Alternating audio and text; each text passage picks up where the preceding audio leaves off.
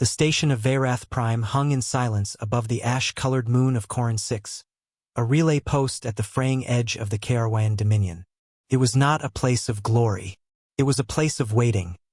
A garrison world where tired soldiers counted down their rotations and watched the stars for threats that, for 300 years, had never come.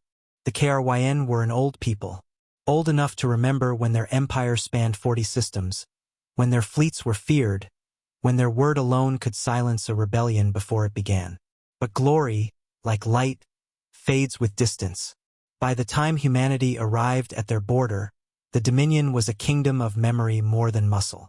Commander Tressevalken had spent his life studying the enemies of his people, the Voss Collective, the Ashen clans, the silent machine minds of the Outer Dark. He knew their doctrines. He knew their fears. He knew, or believed he knew, the shape of every threat the galaxy could offer. Then came the humans. They arrived not as conquerors, but as traders, small ships, unarmed, polite to the point of strangeness. They asked permission before entering Kryn space. They bowed their heads in greeting, a custom their diplomats explained meant "I mean you no harm." The Kryn High Council found them curious, amusing even, a young species barely out of their cradle, still learning which fork to use at the table of galactic society. "They are soft," Tressev's aide, Ilyara, said one evening, watching a human supply vessel dock at the station. "Look how they move.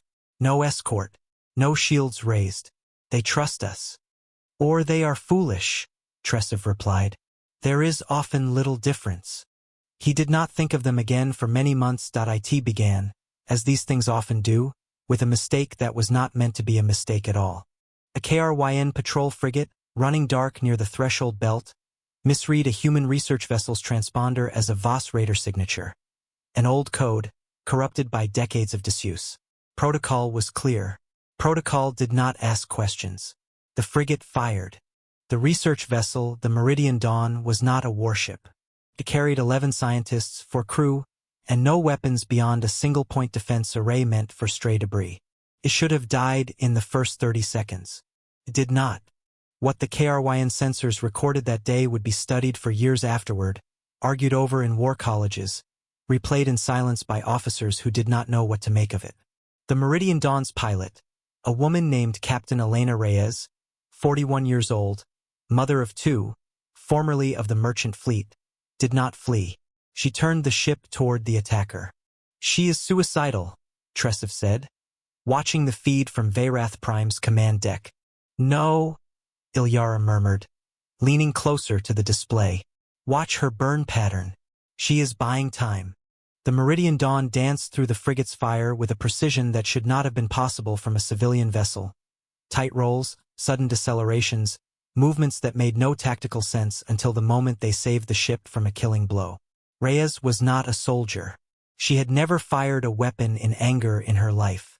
But she flew like something older than instinct, something built from a species that had spent its short, brutal history learning how not to die.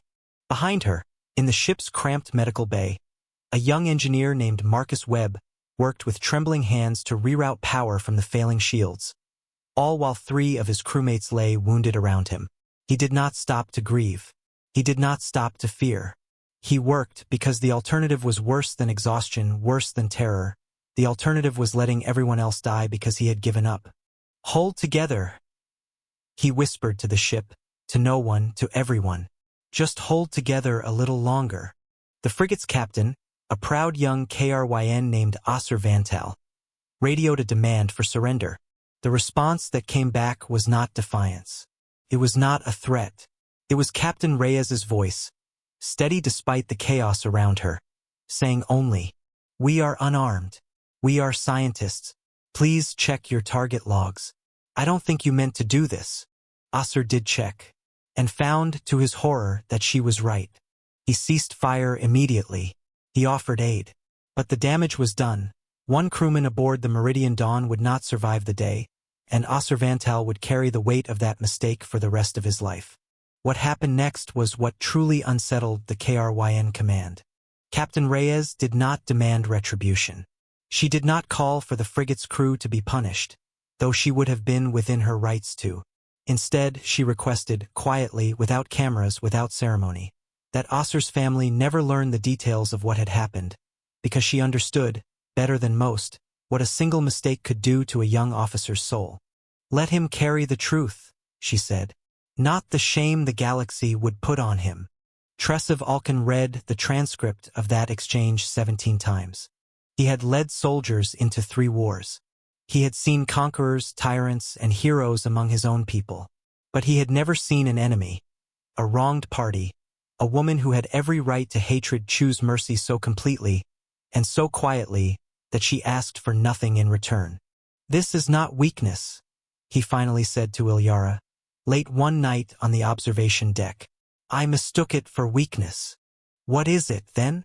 He watched the stars for a long moment before answering.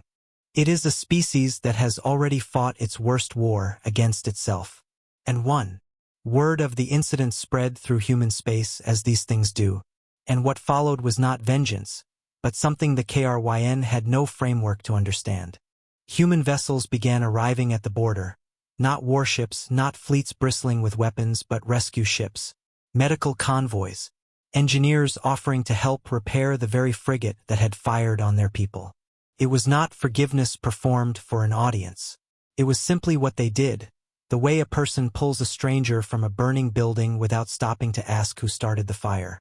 Among them came a small, unremarkable transport carrying a specialized team, humans that other humans, when Osir asked what to call them, described only as special forces.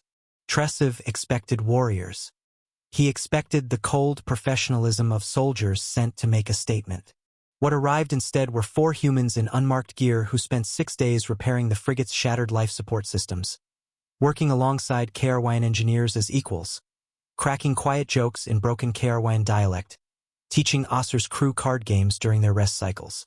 One of them, a quiet man named Sergeant Adiz Osei, spent an entire evening simply sitting with the youngest crewman aboard the frigate, a boy barely out of his cadet years, racked with guilt over the death he'd been part of, and said nothing at all. He simply stayed, until the boy stopped shaking. "You are not what I expected," Osir finally admitted to Osei, on the last night before the humans departed. Osei considered this for a long moment. "We've buried a lot of our own mistakes," he said. "Every one of them taught us the same thing, that being strong isn't about never breaking anything. It's about what you do after." Osir did not understand fully, not then. But he never forgot the words. Years later, when Tresev Alkan stood before the Kryn High Council to argue against a proposed strike on a human colony, a strike born of fear, of old instincts that said the young species is growing too fast, too strong, cut it down before it surpasses us. He did not speak of human weapons, human fleets, or human technology. He spoke of a woman who forgave the crew that killed her engineer.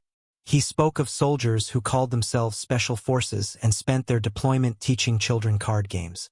He spoke of a species that had every reason, 1,000 times over, to answer violence with violence, and instead, again and again, chose something harder. "We call them soft," he said, "because they do not posture. We call them dangerous," he continued, "because when we finally provoke them, we will not be facing an enemy. We will be facing a species that has already forgiven us for everything we are about to do, and will fight anyway, not from hatred, but because they have decided we are worth saving from ourselves." The council was silent for a long time. The strike was never ordered. And on a quiet garrison station at the edge of a fading empire, in the logs of a commander who had once called an entire species foolish, a final entry was recorded. One that would be read, centuries later, in histories written by both Kryn and human hands alike. "We named them soft. We were wrong. They were never soft. They were simply strong enough not to need to prove it." And for the first time, the galaxy understood what it truly meant to be human. If the story moved you, subscribe for more human stories from the stars.